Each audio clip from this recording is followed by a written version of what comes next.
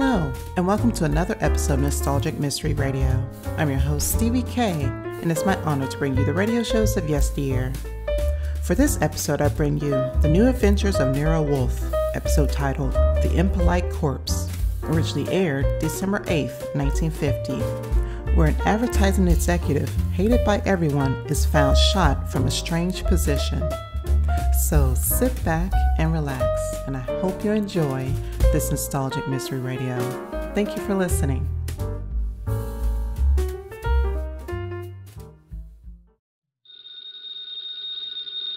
Ladies and gentlemen, that phone bell means adventure. Hello? Hello. The young man answering the phone is Archie Goodwin. And the mountain of a man engaged in deep thought in the oversized armchair is Nero Wolfe. What was that? Somebody's going to be murdered who has no manners? Well, what do you want Nero Wolfe to do? Teach him manners? Oh. Hold on. Mr. Wolfe. Yes, Archie? We've got a prospective client. In case someone she knows gets murdered, she'd like you to do something about it. Very well. However, advise her. Yes? Not to get murdered herself. I never take a corpse for a client. Greatest detective in the world.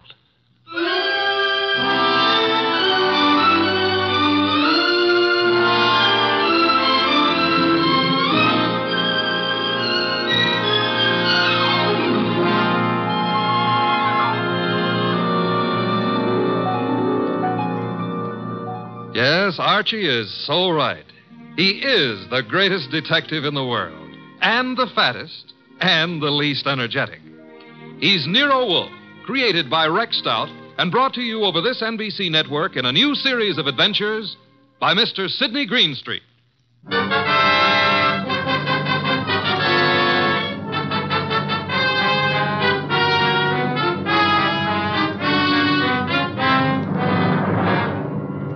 Tonight, it's the case of the Impolite Corpse. It began on a certain night at 8:40 when Walter Channing, an advertising executive, was dictating in his office to his charming secretary, Brenda Barkley.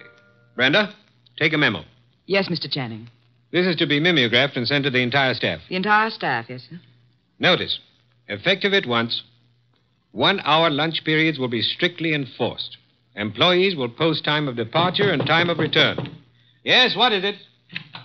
Mr. Channing... Bennett, I'm busy. But I've got to see you, Mr. Channing. About this afternoon. This afternoon was unfortunate, Bennett, but it happened. I lost my temper. I'm sorry. So am I. Mr. Channing, I've been with the firm 14 years, and because a man blows up once in 14 years... Mr. Channing's office. Oh, you've got to reconsider. That's all, Mr. Channing. I never reconsider, Bennett. It's your wife. But, Mr. Channing... That will be all, Bennett. It won't be all. You can't wipe out 14 years of a man's life. Even you can't do that, Channing. It's Mrs. Channing on the phone. Oh. Hello? You're where? That's in this building. Since when has Dr. Ellis kept evening office hours? I told you there's nothing wrong with you. No, I can't. I don't know when I'll be through. And I don't want you hanging around up here. Well, take a cab or walk. I don't care what you do. What? I can't understand you. What? Goodbye, Doris. Where was I? Walter. Yes? You are going to reconsider about Tom Bennett, aren't you? Bennett was insolent this afternoon. I won't tolerate insolence. Yes? Shine, Mr. Channing? Shine? No.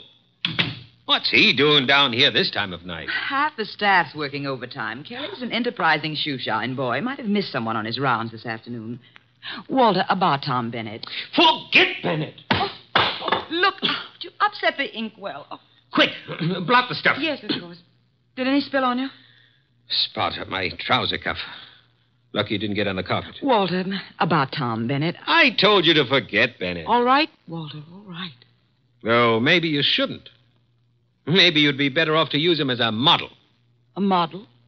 If he knows he's not wanted around here, he'll have the self-respect to get out. Meaning? Well, you've known for a long time you're not wanted. And you're still here. How you'd like to fire me. Denying that would be silly. I've been with this firm 15 years in January. Employees get a bonus of stock shares after 15 years' service. That's what I'm waiting for, and you know it. Suppose we get back to that memorandum. You'd like to get me out before I collect those shares, wouldn't you? I said let's get on with the memo. You'd be petty enough to do it, too, if you knew how. There may be a way. There isn't, and you know it. I'm too careful. You can't fire me without cause, and I've given you no cause, Walter. Nothing you can possibly dictate one of your vicious little memorandums about. Don't try my patience too far, Brenda. Walter, what? This can't be us talking like this, you and me hating each other. I find it remarkable there ever was anything between us except hate. Walter. I mean it. Look at you. You were flashy when I met you. You're getting flashier. That means cheaper, Brenda. Stop it. Too much lipstick? Too much rouge? Hair too bright? Dress too tight? You're trying too hard, Brenda. You're labeling yourself like a sound wagon. I wonder what it is that stops me from killing you. Cowardice, of course. Now, when you've stopped sniveling, we'll get on with a memorandum. You ready? Yes, I'm ready. Notice. In the interest of economy and efficiency, junior executives will confer in the conference room, not in private offices. Mid-afternoon coffee and personal phone calls and daily shoe shines will be eliminated.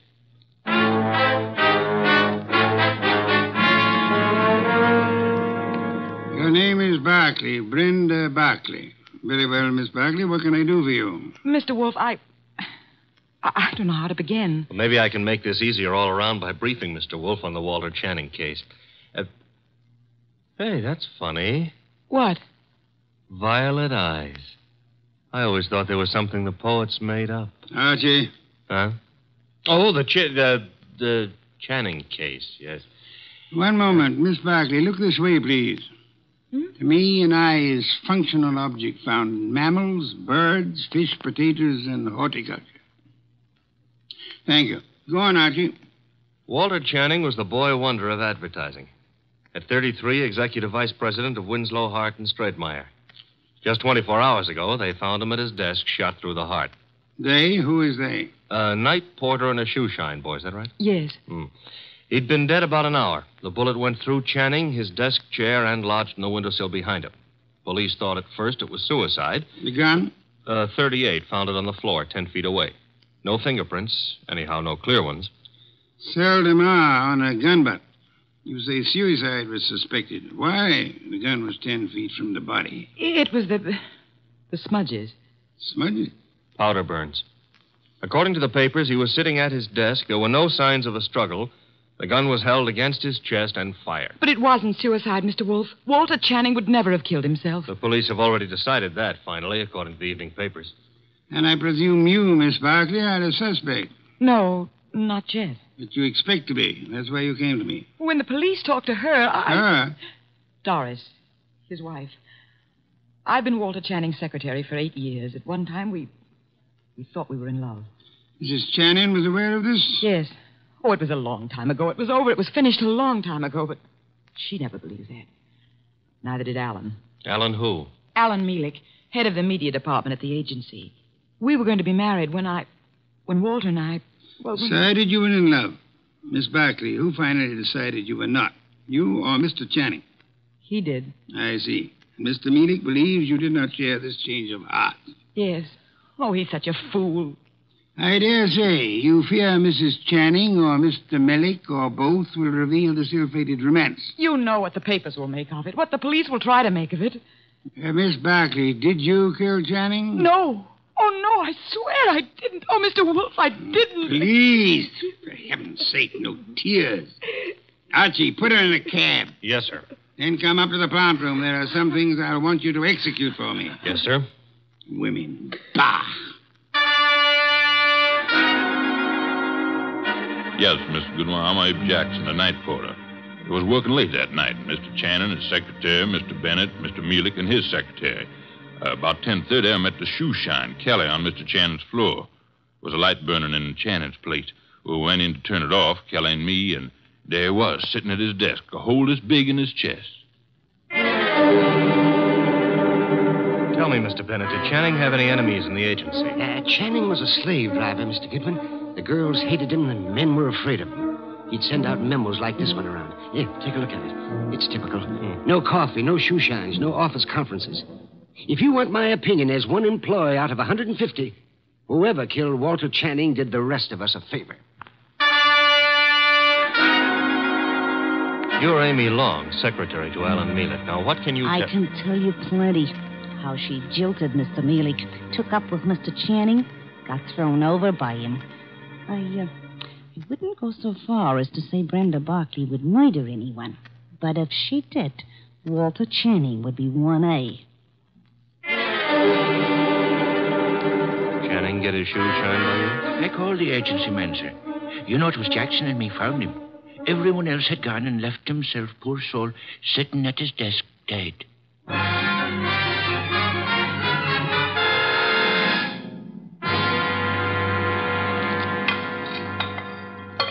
This specimen, the monogamous straight orchid. Beautiful, isn't it, Mrs. Channing? Mr. Mielik? I could never quite like orchids. They have no smell, you know. It's pretty all right, but tulips are more in my line, Mr. Wolfe. Tulips, Mr. Mielik? I had a stand of emperors this spring. Emperors, come in, Archie. Emperors, Mr. Mielik? That's the name of a tulip, Mr. Wolfe. A peasant flower. I've heard of it, of course. Archie, Mrs. Channing, Mr. Mielik, my assistant, Mr. Goodwin. Mr. Goodwin? I didn't know you had company. Mr. Wolfe asked us here to explain why Brenda Barkley is worried. And you have both agreed to respect her position. Brenda ought to know I'd never tell the police anything to get her into trouble. Phooey. Sir? He said phooey, Mr. Mielik, meaning he doubts what you say and does not admit your right to say it. Archie, Mr. Mielik, you say you would never intentionally inform on Miss Barkley. Certainly not. The tongue slips, sir. We would expect you to guard yours. What? Do you think What that... I started to say. You asked us here because Brenda Barkley is your client. I despise Miss Barkley. Everyone knows that, and why. But I wouldn't stoop to implicating her in murder. You believe her innocent, then, Mrs. Channing? I believe she lacks the gumption to pull a trigger. Poison, I wouldn't put past her at all. Mr. Mielik, would you be kind enough to see me home? Of course, Mrs. Channing. Good day, Mr. Wolfe. Good day. And Mr. Goodwin. You have, I suppose, an exhaustive report from me, Archie? 7 pages of notes. Save them and get me a bottle of beer. You're in a rosy mood. What happened? I said I would like a bottle of beer. No, you wouldn't. Archie, you better... Don't puff up about it. Those vest buttons won't stand the strain. I can't get you a bottle of beer. Why not? You ordered me to hold you to 4 a day. I rescind the order. You also ordered me not to let you rescind the order. What's the matter with you, anyhow? I have had to entertain 2 very dull people too long. Both those dull people are prime suspects. Mrs. Channing is a woman scorned. Mielik lost his girl to the guy who was killed. I can't blame her for throwing him over. Archie, the man grows tulips. What? Tulips. Well, give me a report. I checked the agency, everybody who was working down there the night of the murder. Also, I dropped in on Inspector Kramer at homicide. Also, I visited the morgue. Why the morgue? Because if I hadn't, you'd have said, why not the morgue? Go on. I drew a blank there. Kramer let me look at the clothes Channing was wearing. There was an ink stain on the left trouser cuff. An ink stain? And a hole through his shirt front with plenty of powder smudge like the paper said. He was shot with a .38 at point-blank range, sitting down. An impolite corpse. What? Discourteous. He didn't rise to meet his murderer. That is most significant, Archie. I know. I've got a theory about this case. No theories, facts, if you please. But look, Channing owned a .38. That's a fact. It's disappeared. That's another fact. The murder gun was a .38 with the numbers filed off, and it could be Channing's own gun. Thereby proving what, Archie? That his wife had access to it. Your theory involves Mrs. Channing, then? And Mielik. She decides her husband is less trouble to her, dead than alive. A regrettable tendency of wives. Have you noticed? And she sells Mielik on the idea. Now, that wouldn't be hard. They figure to make it look like suicide, but Mielik loses his head and runs, drops the gun on his way out, and... Oh, you don't buy it. Enough of theories. The facts, Archie. Out of your notebook. 1. 9 people were on the scene that night, working late for one reason or another. Mrs. Channing tells me she was visiting a doctor's office in the same building, by the way. 2, every one of those people hated Channing. 3, here's a sample of why he wasn't popular. A memorandum, huh? Dictated the night he was killed. The staff got it the next morning. A whip cracker, Mr. Channing. Fact 4. The ink stain on his trouser cuff was partly rubbed out. With what? Cleaner of some kind. I didn't get the brand. Fact 5. There's a spot on the carpet near Channing's chair. Spot of what? Ink? Blood? Looks like ink. It looks like ink. Well, I didn't analyze it on the spur of the moment. My chemical set isn't working so good, boss. Phooey. Archie, I want 2 things. Yes, sir. Get over to headquarters. The police have Channing's trousers. Suggest to Inspector Kramer that he have the stain analyzed. Suggest also that the spot on the carpet be analyzed at the same time. Be around him when the information arrives. This is Be Kind to the Police Week? Phooey. I never have sought to beat the police on matters of fact, only on interpretation, deduction. Get going. Oh, and Archie. Yes? When you return, I should discourse upon the sanctity of deskhood. The sanctity of what hood? Deskhood. Now be off with you, and please remember you're tracking a murderer. Don't stub your toe.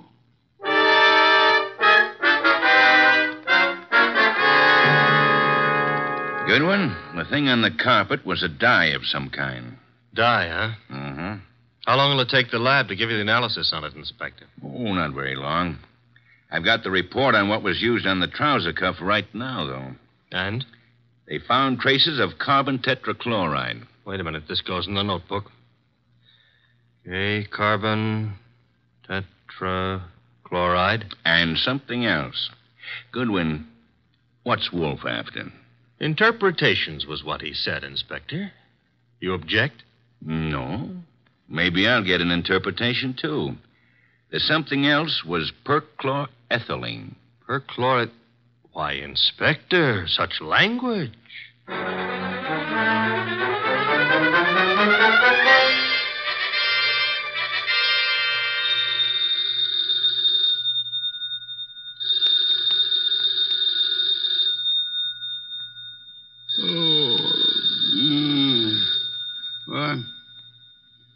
What?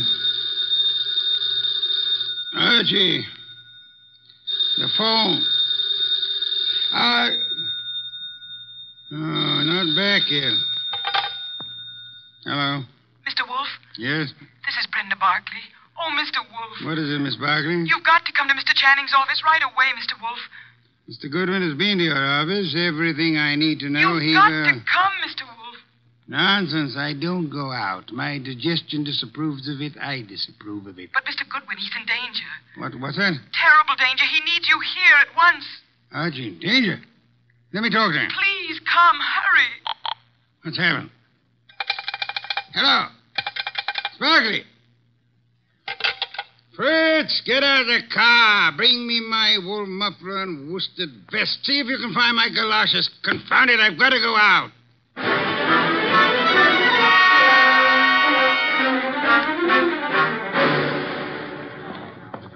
Going up. Step to the rear of the car, please. Mister, will you please step back? I'm back as far as I can go. You are? Elevators, contraptions for little men. Come, take me up, young man. Hold it. Hold that car. I'm late for a date with a blonde. 16th floor, buddy. Evening, Mr. Goodwin. Good evening. I was told you were in danger. Danger?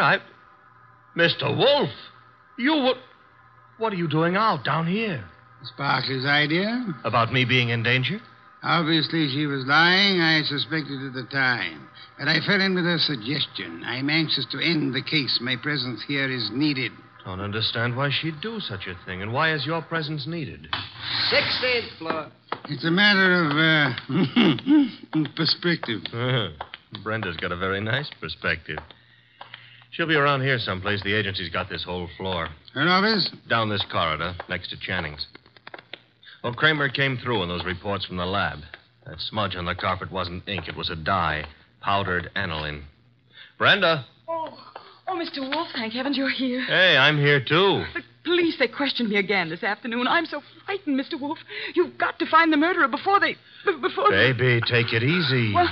Oh, hello, Archie. Hello. What's the idea of trying to pull a fast one on Mr. Wolfe? Well, I just had to see him. Please understand. Is this Channing's office? Yes.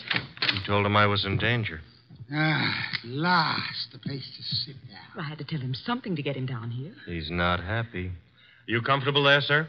Miss Barkley, come here. Mr. Wolfe, I can explain. I thought if you were here, where it happened, I mean, if you could see for yourself, then you'd Young woman, there are many things I'd like to say to you. Oh, now, wait a minute. She was scared, boss. However, I am too short of breath to do them justice. Archie, Yes? round up everyone concerned with this case, Right now? including Mrs. Channing. Get them in here. Yes, sir. You help him, Miss Barkley, and close that window. Yes, Mr. Wolfe. Fresh air. I've had enough today, thanks to you, to last me a lifetime. If after all that exposure, I live a lifetime.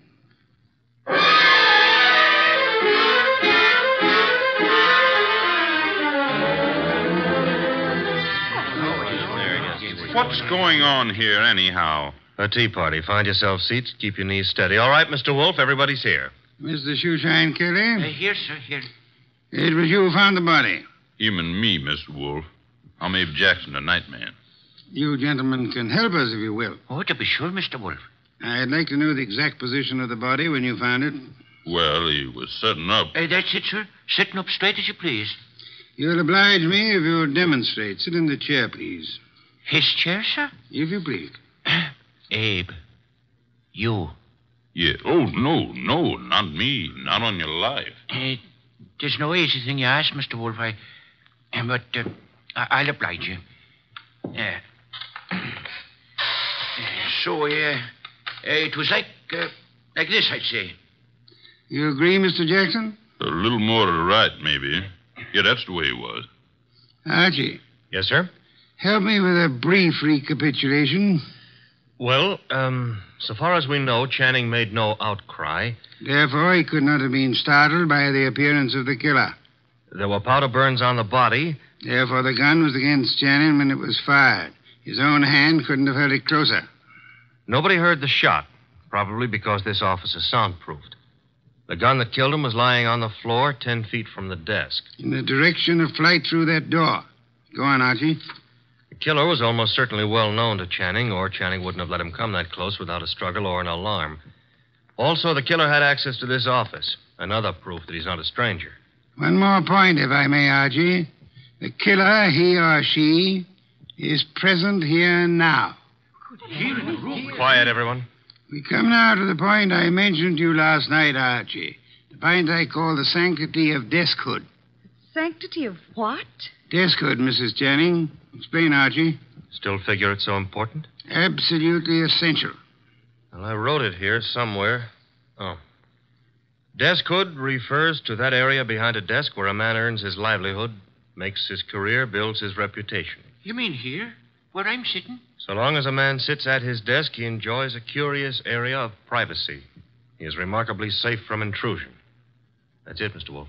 The sanctity of deskhood. Think about it a moment. You'll see what I mean.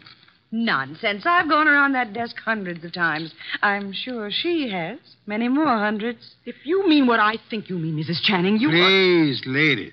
Mrs. Channing, when you approached your husband at his desk, what did he do? What did he... Why, he stood up and... He stood up. Miss Barkley, you agree? Well, yes, he'd have to stand up. At least he always did. But for his murderer, he did not. Archie, resume from your notes, please. Well, whoever killed Walter Channing went around the desk without Channing rising, held a gun to his chest, and pulled the trigger. Excuse me. If you will go behind the desk and stand facing Mr. Kelly, Archie. Here. This the way you mean? You know the angle of the body wound to the hole in the chair? There wasn't any angle. One was in a straight line with the other. From where you stand now in front of Mr. Kelly, if you wish to inflict an identical wound upon him, could you do it? Not from where I stand. I'd have to kneel. You'd have to kneel. Do so. Note, please, the murder tableau. You mean that's what we... Question now, who could kneel before Channing, get close enough to kill him from that position without alarming him in the least? Kelly. The shoeshine man. Hey, wait a minute now. Shut up, you, and sit there. His motive is crystal clear. The memorandum. Memorandum. You have a copy, Archie? In my notebook. Ah, yes. Miss Barkley, read the part which could explain Mr. Kelly's action. No, not Why, now. the You don't memo do that. was all over the office. Kelly must have seen it. Wait a minute now. Notice effective at once. Yes, here it is. In the interest of economy, daily shoe shines will be eliminated. That'd cut off Kelly's bread and butter. Kelly, I can't believe it. Nor can I. What? It's obvious Kelly murdered Walter Channing. Mr. Wolfe, now listen, I did nothing of the But kind. the obvious can be too obvious. Meaning what exactly? Archie, Yes, sir? brief these people on the ink-stained trousers. Channing spilled ink on his trouser cuff the night he was murdered. Somebody tried to clean the spot off. With what? According to the police analysis, carbon tetrachloride and perchloroethylene showed up. Both non-inflammable ingredients used in many commercial cleaners. Exactly what are you getting at, Mr. Wolfe? One moment, Mrs. Channing. Mr. Goodwin also has an analysis of the spot on the carpet behind the desk. Archie? A powder form of dye, aniline dye. Used in what, perhaps? Well, the lab suggested a shoe dressing. I got no powder dye. I swear I ain't, Mr. Wolfe. I'm sure you haven't, Mr. Kelly. You'll find this particular type of dressing is used on women's shoes, suede shoes, usually. I don't understand. Wait a minute. Yes, Archie? If a woman... Now, suppose a woman knelt in front of Channing to clean that ink spot off his trouser cuff. That smudge could have rubbed off the tip of her shoe onto the carpet. Exactly. I believe you'll find a typewriter cleaner contains tetrachloride and perchloroethylene. Something else just occurred to me. That memo was sent around the morning after Channing was killed. I never thought of that. True, Archie. And for only one purpose, to point suspicion at Kelly. But when the police didn't take the hint, Go on, Archie. What then? somebody else was brought down here who would. Comes around to 3 questions, doesn't it? Who knew about the memo? Who had access to Channing's file where he kept his gun? And who made sure Nero Wolfe would see the evidence against Kelly? 3 questions, Archie, with one answer that spells the name of the murderess. Our own client, Brenda Barkley.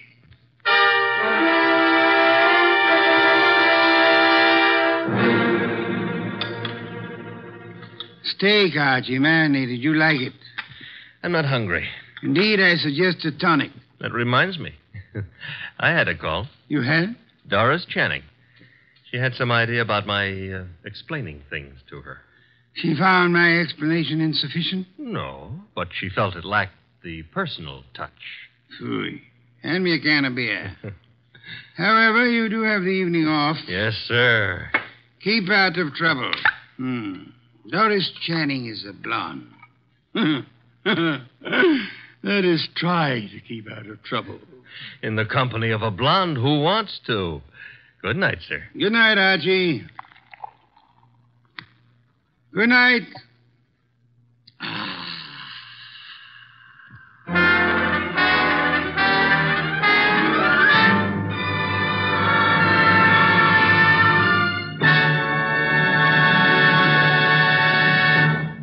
You have been listening to The New Adventures of Nero Wolfe, starring Sidney Greenstreet.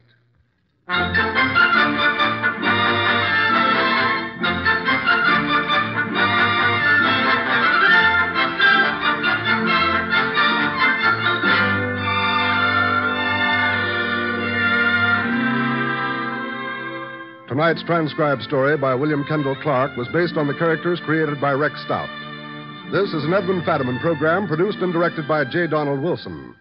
In the cast were Larry Dobkin as Archie Goodwin, and Donald Morrison, Betty Lou Gerson, Bill Johnstone, Howard McNear, Mary Lansing, and Barney Phillips.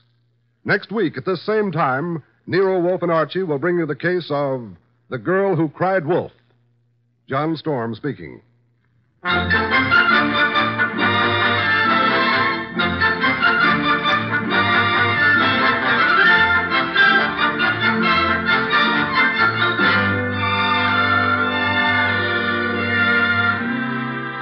Nero Wolfe, Archie, and all of our cast hope that our listeners have taken time out from this busy Christmas season to help brighten some youngster's Christmas day. Be sure to send a thing, your choice of anything you think a child would like for Christmas, to the groups in your own town who are distributing these toy gifts to less fortunate children. 3 chimes mean good times on NBC.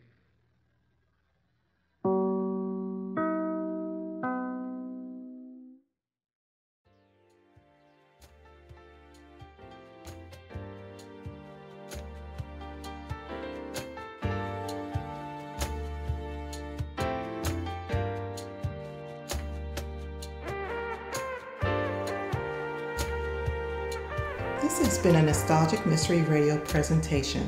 I hope you enjoyed this episode. Please feel free to like and rate this podcast on your favorite app. Also, there's a Nostalgic Mystery Radio YouTube page for your perusal to subscribe to. You can contact me by emailing me at nostalgicmysteryradio@gmail.com. I hope you have a blessed day or evening. And again, thank you for listening.